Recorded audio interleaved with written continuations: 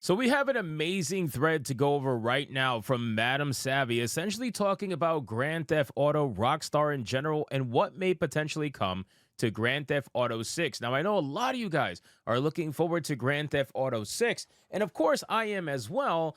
However, there's always been some things that have worried me as the information has come out little by little, especially from Rockstar. And Savvy puts together this absolutely explosive thread that has some information in there that some of you probably wouldn't even believe, and the influence that certain companies, especially LGBTQ obvious companies, have had over Rockstar over the last few years that are going to turn Grand Theft Auto 6 into a video game that essentially can make fun of everybody except for trans people.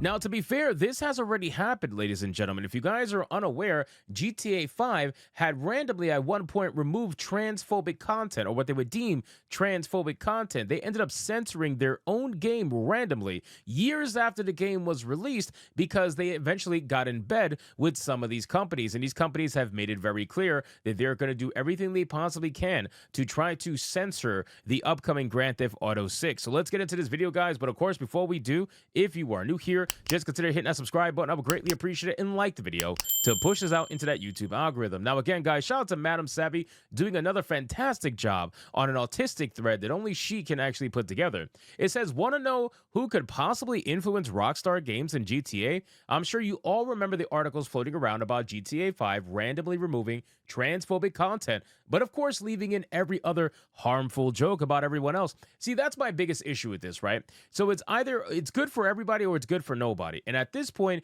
if you are trying to say that you have no issues, and YouTube's the same way, by the way, every time I get an issue with YouTube, it's always because of a trans person. I have never received any issues with anybody else aside from one other time, and that was during Speargate. I have never, ever had an issue on YouTube or on X unless it had to do with a trans person that got their feelings in a twist. That is the only time it's ever happened. And now, thankfully, I have a partner manager to get over that stuff. But still, it's so ridiculous how you can make fun of everybody else. You can say whatever the hell you want to say about everybody else, literally, even black people at this point. But you can't do it with trans people. These freaking platforms lose their mind if you make a joke over trans people. They're like, oh, you're affecting trans lives. Yeah, sure. Anyway, but did you ever wonder who actually triggered that change? It's a group called OMG, Out Making Games. This is directly connected to UKIE, a middleman between government and policy and entertainment. If you want to do business and possibly have a voice in parliament and you have a UK location, you are practically forced to work with these individuals. James Dodd runs UKIE's DEI sector, works on OMG, and put his lame quote not only on Martin Tripp Associates website, but front and center on Raise the Game pledge page, which is a DEI pledge. Martin Tripp Associates installs C-suite level people into companies. Their website is horrifying. Do I think GTA is done for because of this? Normies will buy the crap out of it day one. That's all I know. And I agree with that, right? I've always said that. There's no way in hell GTA 6 is going to fail. It's one of the most anticipated games of all time, obviously. And it's just a lot of people are going to buy, right? I think GTA has solidified itself as one of the top tier normie games out there where it doesn't matter what it has in it. It doesn't matter whether it's woke or not. It doesn't matter. It doesn't matter if it's censored. The funny thing is people tried to say that Kingdom Come Deliverance 2 outed people as, secret wokies or whatever. But I'm telling you right now, Grand Theft Auto 6 is going to have a lot of people dancing around their supposed ideology and excuses for why they're going to play that game. I guarantee you they're going to be out here like, oh yeah, we don't buy DEI. If it's woke, it's non-binary. I guarantee you they buy it. I will put money on that. And then they'll try to dance around and be like, well, I bought it because, reasons, and they'll have nothing to say whatsoever. But anyway, that's besides the point.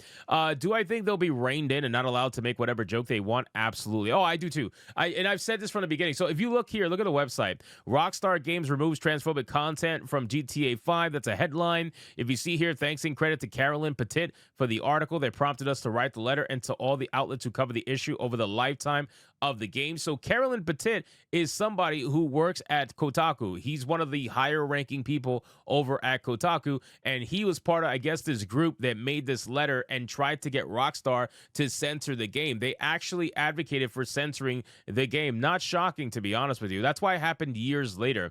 Rockstar Games removed the Captain Space Toy interstellar transgender with interchangeable genitalia from the wall in E and E. If you look at the PS4 version here on the left, you'll see it. And if you look at the PS5 version on the right, you will see something completely, utterly different. It's very clear the censorship was here. GTA 5 wrote an open letter to, last year it says they wrote an open letter to Rockstar Games calling on them to remove transphobic content from Grand Theft Auto 5's next-gen release. We're thrilled to say that it appears that they have. Again, Rockstar bent the knee, not exactly very shocking. Then it says here that the group of collection is a collection of DEI lovers and happily hops on whatever bandwagon they can, and I'm unsure how Rocksteady had any money to fund them, but I'm sure they budgeted in because a guy from Rocksteady is actually on this board. Safe in Our World is exactly what it sounds like, another money siphon. If you look here, Rocksteady, Supermassive Games, Emoji Works, Dreams, they're all here as partners. These are the people who are, and none of these people ever play games, man. I swear to God, it's always a girl in cat girl ears, or it's just a bunch of dudes that clearly don't play video games with pronouns in their freaking bios. And you keep seeing here, look at this. You really think all these, look at these psychos. It's very clear, bro. Every single one of them are psychos. Charity partners, Safe in Our World, the video game's mental health charity, apparently. And then if you look here, it says they're very concerned over Meta's changes, which, by the way, if you guys are unaware, Meta made a bunch of changes to add, they're basically trying to ride the wave of Trump's presidency. So now they're trying to pretend as if it was Joe Biden that forced them to censor everything, and they're totally about free speech now. It's just a company being a chameleon. That's what they always do. But apparently they're concerned over Meta's changes to rules about trans jokes, right? Meta apparently is allowing you to say pretty much damn near whatever you want to say now, and one of those things is trans jokes. And if that's true, then props to Meta, because YouTube is still censoring stuff like that. X is still censoring stuff like that. As much as Elon wants to say it's a free speech platform, they're still doing that. So if Meta's not doing that, then that's great. They're very concerned over the changes. They've also got some bogus awards to prop themselves up, which is a common tactic since about 2010. It's always been a thing, but it became more aggressive then. Got to have a bullshit participation trophy. That's also why people are big ass mad over the TRGAs, because it isn't their side doing it. Exactly. If they were doing the Real Game Awards, nobody would care. But because we are doing the Real Game Awards and Craig is doing it and hosting it because he's the one that's doing it, it's a big problem. Featured inside post, OMG open letter to Meta. The recent changes to Meta's content moderation policies put at least 9% of adults around the world at risk. How? How are they at risk, my guy? See, this is the garbage narrative that they try to sell you. Well, they say, oh, well, if you have this kind of content where you can make jokes about trans people, then that's going to put 9% of them at risk of losing their lives. How?